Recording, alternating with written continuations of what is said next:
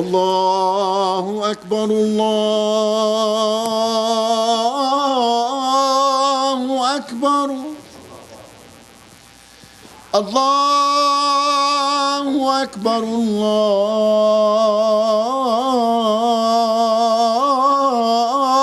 الله أكبر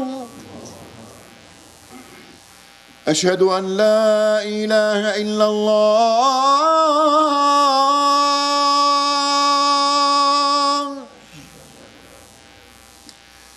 أشهد أن لا إله إلا الله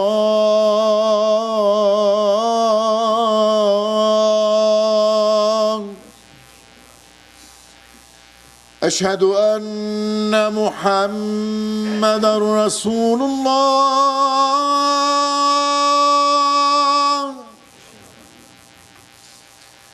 أشهد أن محمدا رسول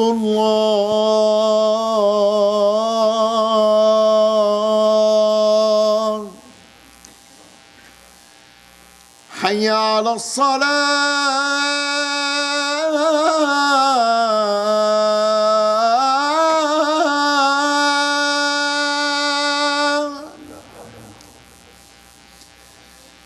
حي على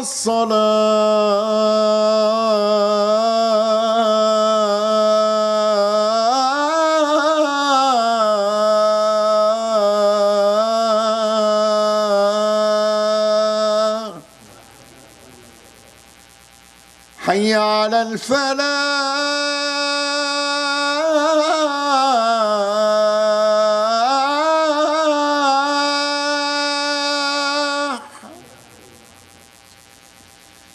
حي على الفلاح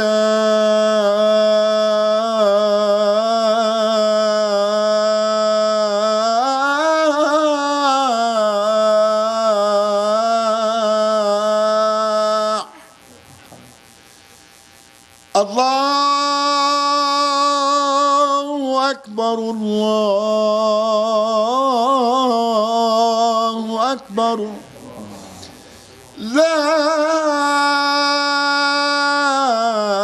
إله إلا الله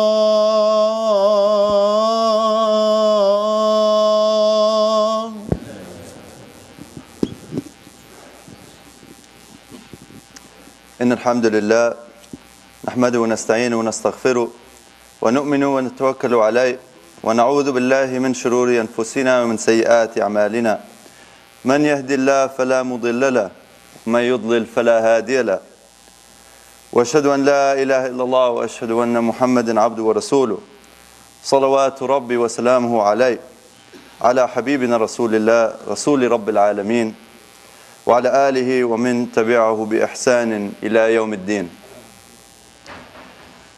Today's khutbah, inshallah, in celebration of the birth of the Prophet ﷺ, I'd like to mention a lot of the qualities of the Rasul ﷺ, and a lot of things about his life and a lot of his characteristics, and try to really remember him in this blessed month of Rabi' al-Awwal, inshallah.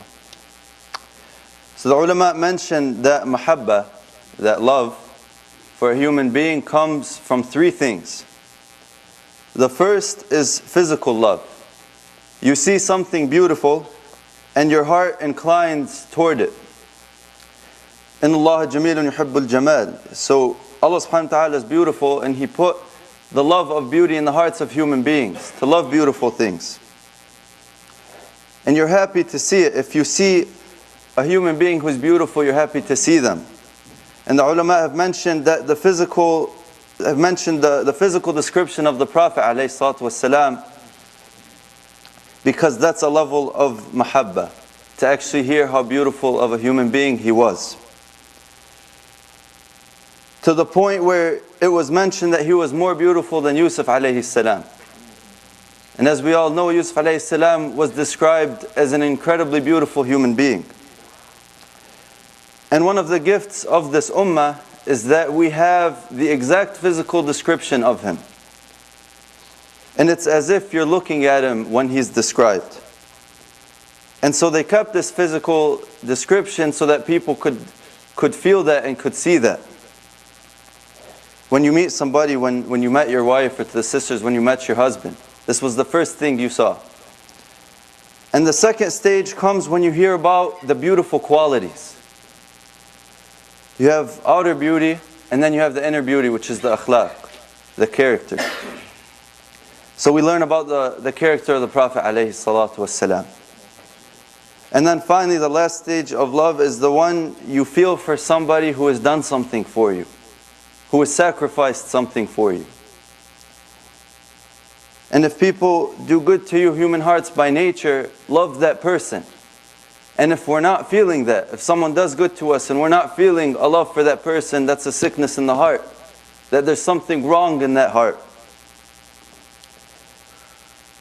And if we knew what the Prophet ﷺ did for us and did for this ummah, there's nothing that would stand in the way of us showing our love for him. And it wasn't just for his family or his companions. It was the sacrifice he did for the betterment of all humanity, Muslim and non-Muslim alike. And most human beings, we notice that their concern is limited, right? So maybe our families, maybe our extended families, maybe our friends, our close loved ones. And then you have some people whose concern is the community. They care about the poor, they care about the masakeen, because it's about the heart. And the bigger the heart, the more capacity it has to love somebody or something. And the smaller the heart, the smaller the capacity. And subhanAllah, it grows like a seed. So the word mahabba in Arabic comes from the word habba, which means seed. And the nature of mahabba, of love, is that it grows. And the more the seed grows, the more the heart grows. And the more you take care of it, the more it's able to grow. And then there's people that it extends to the ummah. They think about people in other places. Sayyidina Umar said his concern was for the animals. And he said if an animal was being unjustly wronged in Iraq, that he would be responsible for it. That he would feel concern for it. That was his responsibility. And the Prophet ﷺ felt concern for all of humanity. Which is why he went to people who weren't Muslim. What we're doing now, what I'm doing now, talking to Muslims, is an easy thing. We're all on the same page for majority of what I'm saying. But to go to people who don't agree with you, who are all already against you before they even meet you, this was the mission that he took on. And that's why he used to go in what most people would consider humiliation. He was one of the nobles of the clan of Quraysh, which was a rich clan. It was a noble clan back then. And he would go to the lowest of the low after prophethood. And people disrespected him, and people spit on him, to the point where they said that they would throw the intestines of animals on him when he was praying. And once you realize that he did that for human beings over and over again, for humanity, you start to feel this closeness to him. And the more you know that he did for you, the more that we know that he did for us, the more you should feel love toward him. The Quran that we pass down through generations in our families, the way of life that we live by, everything he did was so that we could have that. Sayyidina Hassan ibn Ali asked his uncle Hind to describe the Prophet ﷺ for him. And he said that his uncle was known for giving a great description of the Prophet ﷺ. And he said, I desired to hear this description from him because I wanted something to hold on to. So he goes on to describe him, and he says he was very awe-inspiring when you saw him. He was monumental, grand in nature. His face was like a moon on Laylatul Badr that had a light coming out of it. And he was taller than a moderate build, but he wasn't exceedingly tall. He wasn't pasty white, but he wasn't black. His hair wasn't straight or curly, it was wavy. And everything about him was in the middle. He didn't speak slow and he didn't speak fast, and his tone was moderate. And when he spoke, people felt that exactly the right amount of words were used. And he had a full head of hair that parted if it parted. And it never went past his earlobes. when he let it grow, because he would cut it for Umrah and Hajj. And he was balanced in all his outward aspects. He had a strong build and it was perfectly formed. And there's a lot more in the description that we could mention. And no other faith in this world has a recollection of a prophet or of a person of faith the way the Muslims have of the Prophet Muhammad sallallahu alaihi wasallam. How he looked, and on top of that, a complete collection of how he lived. And he always looked at people and smiled and made them feel joyful. He was known that he never made people feel depressed. He laughed at what they laughed at. He told jokes, and he said, alayhi salatu salam, I joke, but I never tell a lie in my jokes. And I always speak the truth. A man came to him and said, Ya Rasulullah, let me borrow a camel. And the Rasul alayhi salatu salam answered, I'll give you the baby of a she-camel. And because he wanted to ride it. And he said, how would that benefit me, Ya Rasulullah, if you gave me the baby of a she-camel? And then the Rasul alayhi salatu salam smiled and said, isn't it that every camel is the baby of a she-camel? And then another time, an old woman came to him and said, Ya Rasulullah, أَأَدْخِلُ الْجَنَّةِ, am I going to Jannah? And then he answered her, old women don't go to paradise.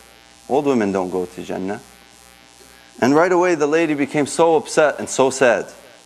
And then he laughed and he said, you will go in young and youthful. And she was happy.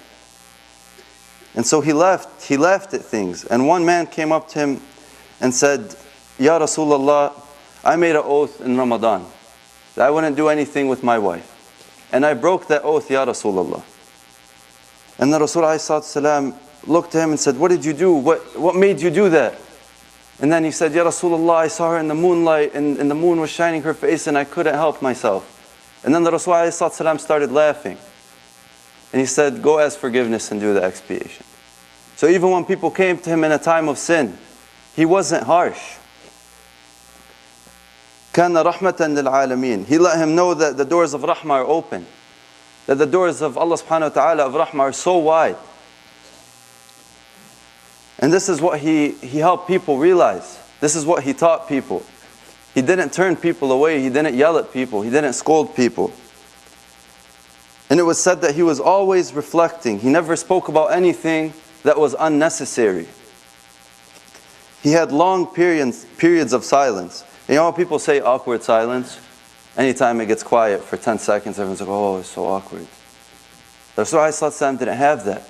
It was just silence. It was silence of contentment, silence of reflection. That it was something that was okay. They didn't always need background noise. They didn't always need a TV running or a radio running or some kind of stimulation. And he didn't fill time with empty words. If everything he said was worth talking about, there was wisdom behind it. And he taught us to be of those people. And it was said that he never spoke in excess and he was never at a loss for words. He had soft and gentle character. He wasn't harsh. The Prophet ﷺ wasn't a harsh person. And Allah subhanahu wa ta'ala says, it was by a mercy of your Lord that you were gentle. And if you were harsh-hearted, they would have fled from you. So he always elevated the blessing, even if it was small. And he never found fault in anything, even if it was a small amount of food. And any type of food he was given to eat, he didn't find fault in it. And if he got upset, it never put him in a state of agitation. You know how we get upset and then our whole day is ruined? He was never like that. He didn't hold things in his heart like that. And there was never a time that a right was presented to him that he didn't fulfill that right, no matter how big or small. And it was said that he never got upset for himself. He only got upset for others. That if someone else was wronged, there was nothing that could get in his way until he gained the right for that person. But he never took revenge for himself. And it was said that most of his laughing was smiling. He rarely laughed the way people laugh. You know, a lot of times when people laugh, they laugh so loud and they go crazy and they lose themselves. It said that Rasulullah ﷺ wasn't like that. all his laughing was just smiling. And it was said that when he smiled, his teeth were like hailstones. And this is all in the description. Then Hassan ibn Ali said, I didn't tell Hussein ibn Ali about this, because they were young. He said, I kept this from him for a long time, because he had some knowledge that Hussein didn't have. Right? He wanted to keep that knowledge for himself for a little bit. Then he says, finally I told him about it, and I found out he had actually gotten it before me. And Hussein had asked his father Ali bin Abi Talib, karamallahu wajh, about how the Prophet ﷺ went in and out of his house, and what his majlis was like, and what he looked like. And he said, he didn't leave anything that I had left out. All of what I had was in his description. And then Hussein said, I asked my father about the Messenger of Allah ﷺ, how he came in, when he went in, and when he went with permission into a place, he gave 3 parts. He gave a part to Allah subhanahu wa ta'ala. So when he went into a house, he gave a portion to Allah subhanahu wa ta'ala. And then a portion to his family, and a portion for his nafs, for his own self. And he used to give a portion of that between the people of him.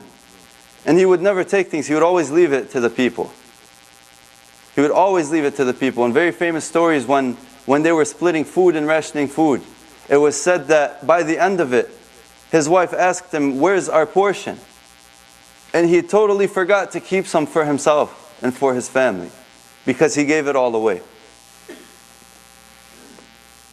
And whenever he would give things, he would always seek permission. There was a famous story of, he was giving something to Ibn al-Abbas. Ibn al-Abbas was young. And there was someone older with him. And he asked him, he said, can I give it to the older person? Because he preferred to do that.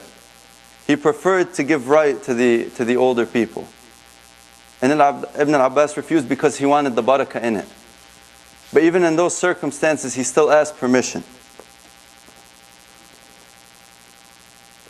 And that was his nature. And it was said that he would always ask about people. If he saw that one of his friends wasn't there, or that someone wasn't there, he would ask about them. Isn't this something that we've lost? We'll go on not seeing a person for a month and never ask. How many times I heard my grandfather, Allah yarhamu, say that we're that generation. That they used to always ask about people, and that's something we don't do. That this was one of the qualities of the Prophet ﷺ. And that he would tell his companions, tell me about people in need who are not able to come and ask me. And he was always thinking of the ones that he didn't see, and the ones that he knew were there but that he didn't have access to. There's a very famous story of a woman, and I'm sure a lot of you have heard it, who used to clean the masjid. An old woman. And every day she would come in and sweep and clean. And then one day the Prophet ﷺ realized that she wasn't there. So he asked his companions, he said, where's this woman? Where'd she go? And then they told her, she died, Ya Rasulullah, so we buried her. And he got so upset. He said, why didn't you tell me? Why didn't you tell me so that I could have gone and prayed on her? And this wasn't one of his companions. This wasn't one of his family members. And you know that the Rasulullah had one of the biggest responsibilities in this world. But to the lady that cleans the masjid, he was so upset that he didn't get to pray on her. I pray that Allah subhanahu wa ta'ala helps us and our families and our loved ones to live and follow in His example. قولي قولي هذا واستغفر الله لي ولكم من كل ذنب فاستغفروه إنه غفور رحيم.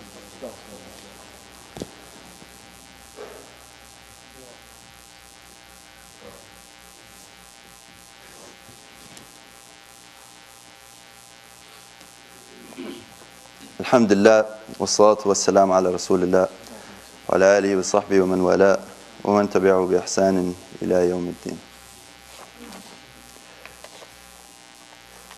There was a very famous story, and this is interesting because a lot of times we think of the Rasulullah in his life, right, while he was alive. But what we don't realize is that there are books and books and collections written on the time after he passed, alayhi salatu wasalam. The effect that he had on this world after his passing.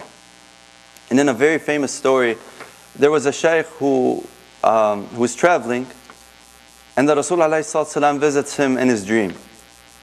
And when he visits him, he tells him about a man who's a fire worshipper, a very known fire worshipper in Iraq.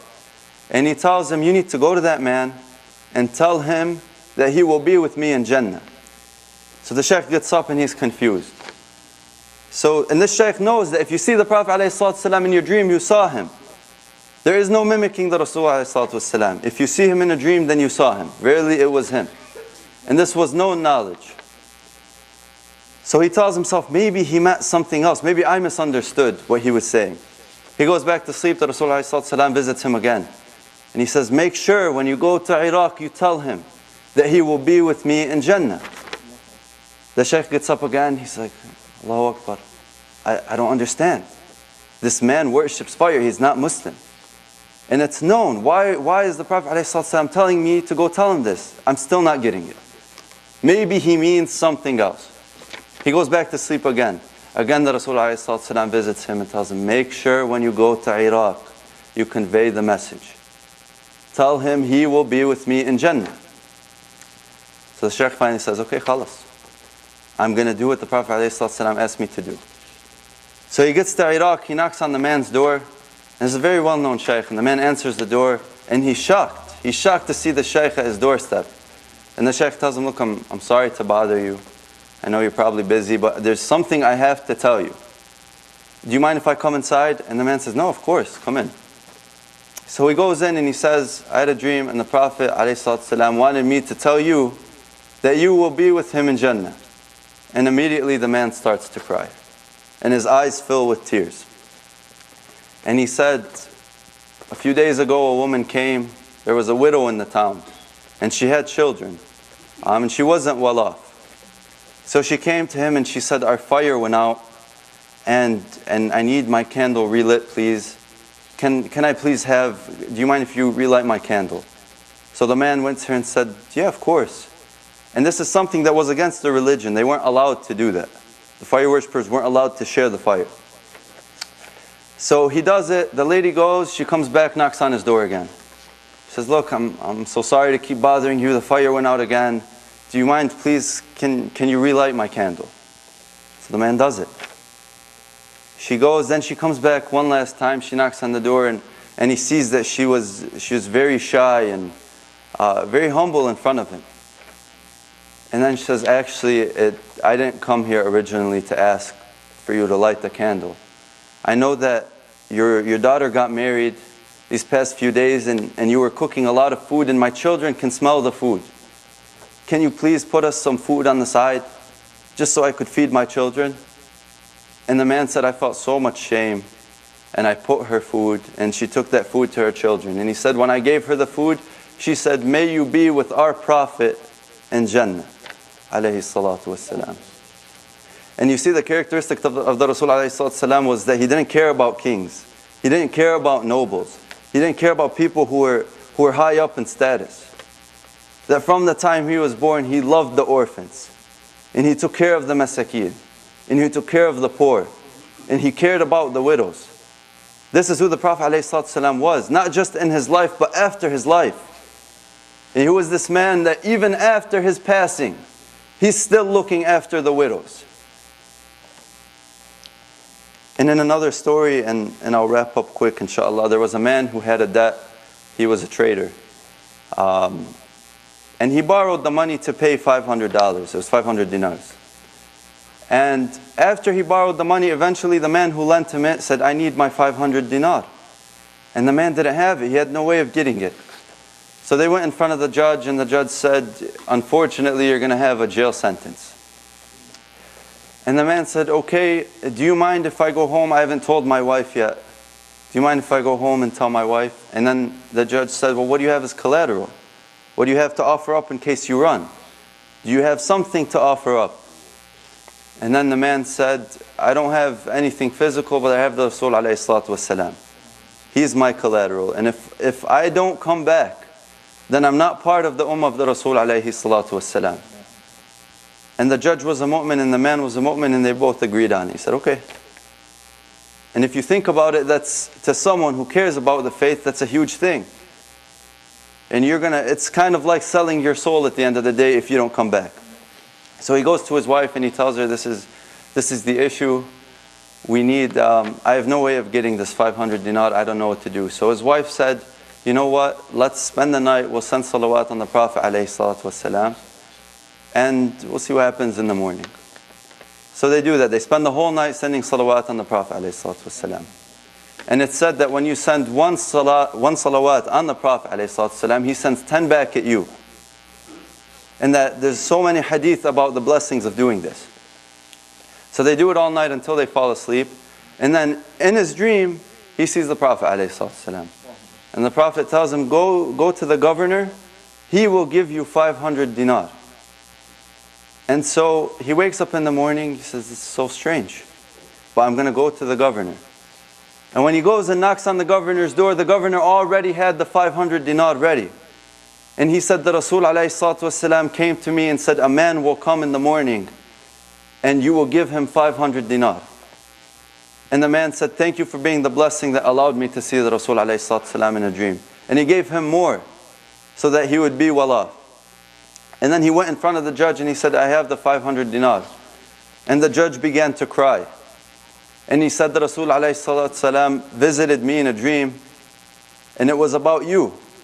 And I want you to have 500 dinar from me as well. And then the man who he owed the debt said, the Rasul ﷺ also visited me. And you were the blessing that allowed that to happen. So I forgive you of what you owed me and here's 500 more. And you see how the Rasul ﷺ cares about the poor. He cares about the people who need him. And this is after his death. And we always focus on what happened in his life, but we don't realize the things that happen after. And these are still stories that happen today. These aren't things that only happened 1,000 years ago. There are people that it's said they don't go 1 week without the Prophet ﷺ visiting them in a dream. And we know that if he does this, and this is agreed upon by everybody, if you see him, then you saw him. He had all these qualities, and no one had a harder life than he did. He lost most of his children in his lifetime. He lost his wife Khadija, his companions, his uncles. He was humiliated and ridiculed his entire life. And this isn't a human being who lived a luxurious life. And if you want to understand Allah's book, then study his life. Even if it's 5 minutes a day. There's a lot of resources to do this. And I pray that Allah subhanahu wa ta'ala helps us and help our families learn about him and love him. And when Allah subhanahu wa ta'ala says, Inna Allah wa malaikatu yusalluna an nabi, saying Allah and the angels send blessings upon the Prophet. Ya ayyuhalladhina amanu sallu alayhi wa sallimu taslima. So join Allah subhanahu wa ta'ala and the angels in sending blessings upon his beloved Prophet. اللهم صل على سيدنا محمد وعلى آل سيدنا محمد كما صليت على إبراهيم وعلى آل إبراهيم إنك حميد مجيد. اللهم اهدنا فيمن هديت وعافنا فيمن عافيت تولنا فيمن توليت وبارك لنا فيما أعطيت وقنا شر ما قضيت إنك تقضي سبحانك ولا يقضى عليك تباركت يا ربنا وتعاليت لك الحمد على ما قضيت ولك الشكر على ما أعطيت نستغفرك اللهم من جميع الذنوب والخطايات ونتوب إليك نسألك اللهم رضاك والجنة نسألك اللهم رضاك والجنة اللهم هذا الدعاء منك الإجابة وهذا الجهد عليك التكلان سبحان ربك رب العزة عما يصفون وسلام على المرسلين والحمد لله رب العالمين.